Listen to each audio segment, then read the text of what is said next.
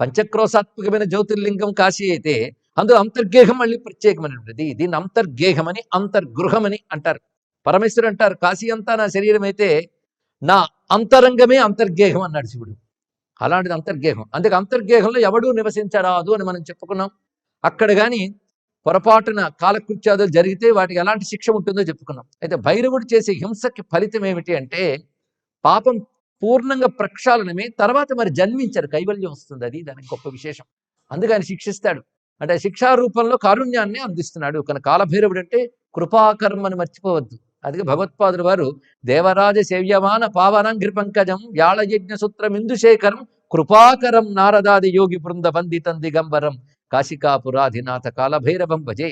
అయితే కాశీలో పాపం చేస్తే మాత్రం భయంకరమైన శిక్ష ఉంటుంది అని చెప్పుకున్నాం. కనుక ఏమైనా సరే కాశీకి వెళ్ళిపోతే ఇలా సరిపోతుంది అనుకునే వాళ్ళు జాగ్రత్త పడాలి ఇకపై.